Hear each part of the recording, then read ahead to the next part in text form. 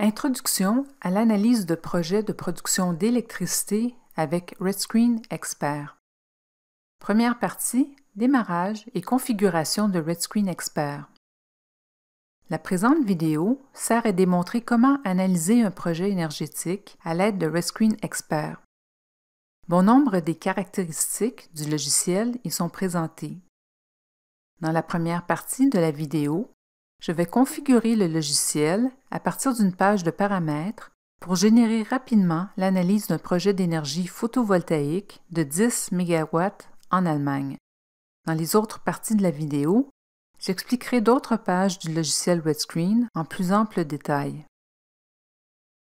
Je ne m'attarderai pas sur la page Énergie de RedScreen qui sert à calculer la production d'électricité d'un projet énergétique.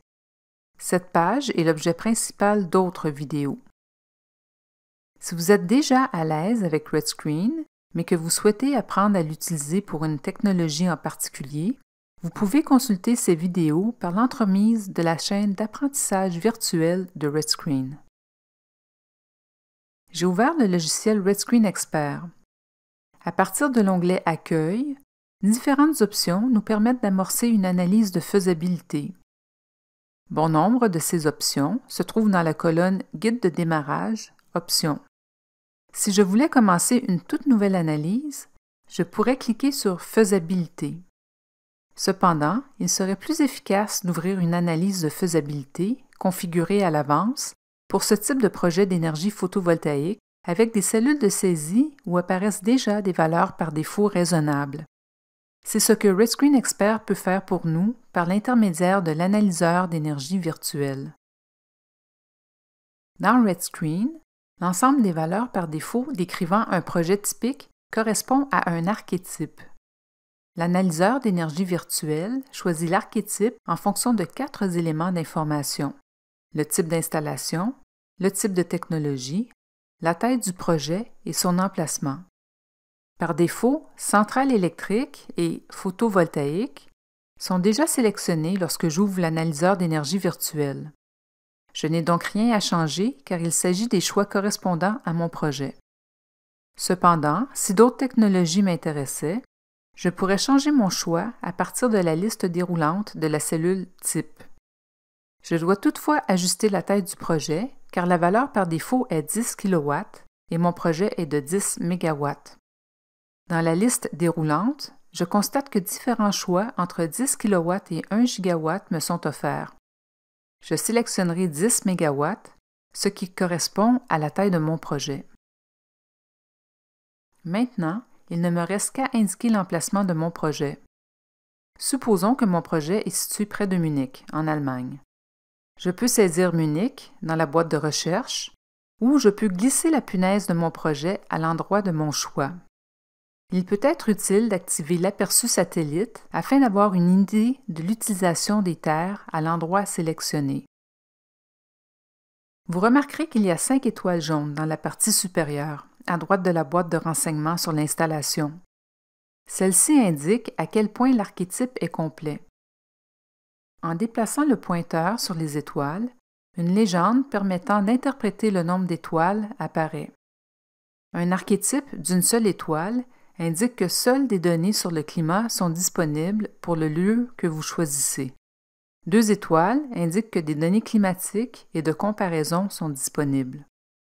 3 étoiles indiquent qu'un cas de référence est disponible.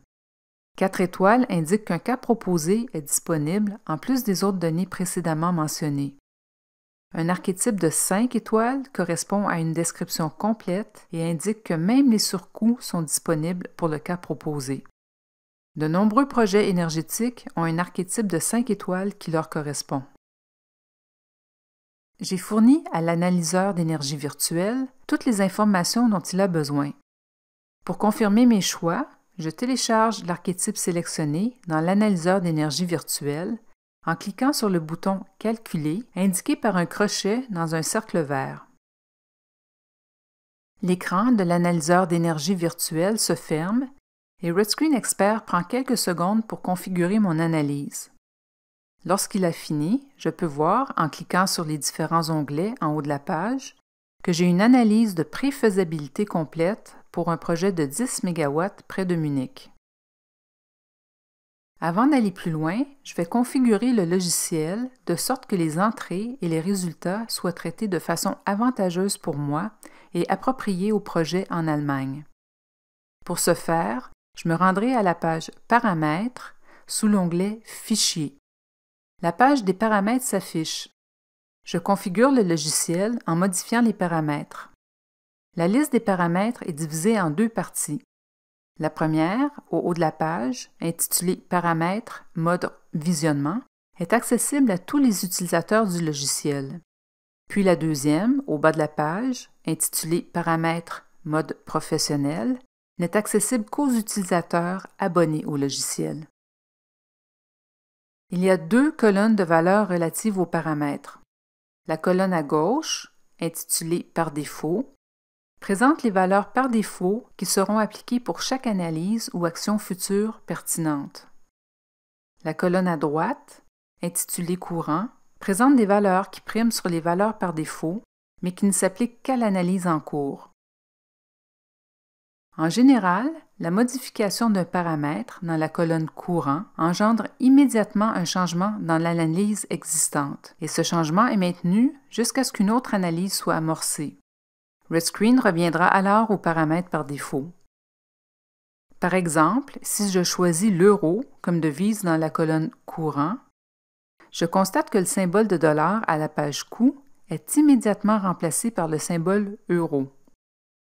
Cette modification pourrait être appropriée pour mon projet en Allemagne. Je peux aussi entrer un taux de change de 1,52 $ canadien par euro, par exemple. RedScreen utilisera ce taux pour convertir en euros ses bases de données de coût. Par contre, la modification d'un paramètre par défaut n'a généralement aucun effet immédiat, mais modifie plutôt le comportement de RedScreen lors d'opérations futures. Par exemple, mon système d'unités par défaut correspond au système métrique. Si je me rends à la page Énergie, je constate que les unités sont métriques. Maintenant, je change mon système d'unités par défaut pour le système impérial. Si je retourne à la page Énergie, je constate que les unités n'ont pas changé. Elles ne changeraient que si j'entamais une nouvelle analyse. Il existe quelques exceptions où un changement dans les paramètres par défaut entraîne une modification immédiate du comportement de RedScreen. Par exemple, changer la langue ou la fréquence de sauvegarde automatique aura un effet immédiat. La plupart des paramètres s'appliquent à tous les types de projets, mais certains sont particulièrement intéressants pour les projets énergétiques. Par exemple, sous Unités, je peux préciser, pour les projets énergétiques, l'utilisation par défaut de kilowatts ou de mégawatts pour les unités de puissance et de kilowattheures ou de mégawattheures pour les unités d'énergie. Si j'avais tendance à travailler avec des projets d'envergure, comme celui que j'examinerai, il serait bon que je choisisse mégawatts pour les unités de puissance. Plus bas, je peux indiquer le prix par défaut de l'électricité exportée, lequel correspond au revenu gagné par unité d'électricité fournie au réseau par le projet. Si tous mes projets étaient situés près de Munich, je pourrais entrer le prix payé pour l'électricité photovoltaïque à Munich afin que cette valeur s'affiche chaque fois que j'ouvre une nouvelle analyse. Je ne l'ai pas fait ici, mais je peux encore changer le prix de l'électricité exportée utilisée dans la présente analyse en modifiant la valeur sur la page Énergie. Un autre paramètre qui peut être important dans le cadre de projets énergétiques est le pouvoir calorifique de référence. Cette donnée indique à RedScreen quelle norme est utilisée pour calculer le contenu énergétique d'un combustible. Bon nombre de personnes ne sauront pas en quoi consiste la valeur calorifique. Heureusement, en déplaçant le pointeur de la souris sur le texte « Pouvoir calorifique de référence », un point d'interrogation apparaît pour indiquer qu'une fenêtre d'aide de RedScreen s'ouvrira si l'on clique. On y explique qu'il existe deux conventions qui diffèrent quant à la transformation de l'eau lors de la combustion, à savoir si elle se condense ou reste sous forme de vapeur. On y explique aussi que le pouvoir calorifique inférieur est utilisé à l'extérieur du Canada et des États-Unis. Je choisirai le pouvoir calorifique inférieur pour notre analyse. Bien que je n'utiliserai pas de combustible pour générer de l'électricité, le contenu énergétique d'un combustible peut être important au moment de calculer les facteurs d'émission de gaz à effet de serre, GES. Il existe de nombreux autres paramètres intéressants qui sont décrits dans la fenêtre d'aide de chacun.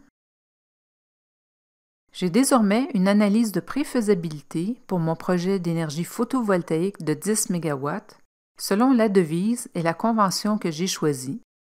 Dans la prochaine partie de la vidéo, j'aborderai les pages Lieux et Installation de l'analyse.